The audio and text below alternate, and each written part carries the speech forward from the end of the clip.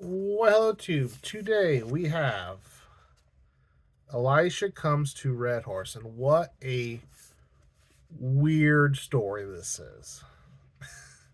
So there's this they're in this town, Red Horse, and one day a Baptist priest, pastor, whatever they're called, comes to town, and this town has been ravaged by fires and droughts and the such.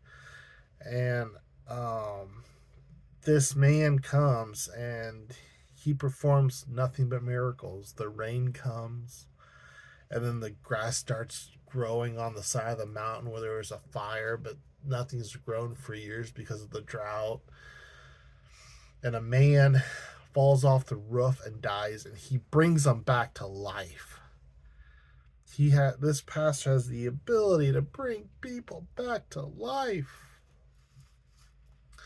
and he threatens, or should I, maybe not necessarily threatens, but he tells the people, this Sunday I will bring everyone back to life. Half the town like, okay, bro, whatever you say.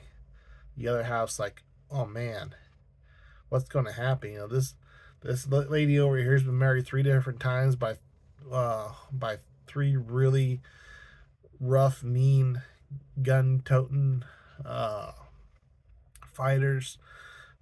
People, killed people or shot people, and they're buried up in the graveyard. And they're worried that they're going to come back, and some people, live in houses of the dead people, and they're worried that they're going to have to move.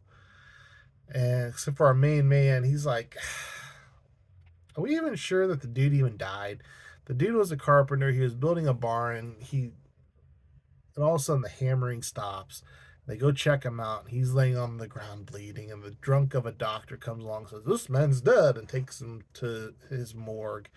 That's when the pastor, priest, whatever they're called, comes and raises him from the dead. And so this guy decides, you know what? Every day, this pastor goes up into this mountain where the green grass grows, and he stays up there for hours praying. And he decides, I'm going to go up there and I'm going to figure out what's going on. He goes up there and he finds the pastor's food, because the pastor hasn't been eating or drinking. Nobody sees him eating or drinking. He finds the pastor's food and overhears a conversation between the pastor and the dead man saying, "Hey, I told you these fools are gullible. They buy this crap." And that is when he was found out.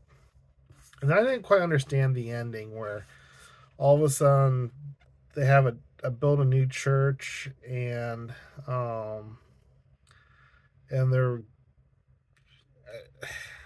I don't understand if it's somebody else's church or if it's this con man's church or what. It just has a really weird ending that kind of lost me. The whole story is very weird.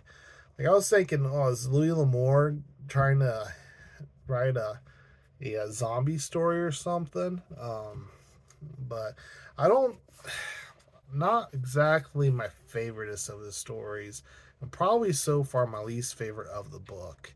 No, by far my least favorite of the book. Not probably. It is my least favorite of the book. It's just kind of, it's weird, and the ending is weird, and it didn't do anything for me. It just didn't do anything for me.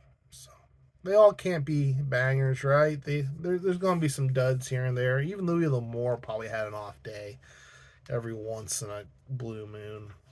Considering this is about I don't know, a third of the way in, or a little over a third of the way, and we finally hit our first dud.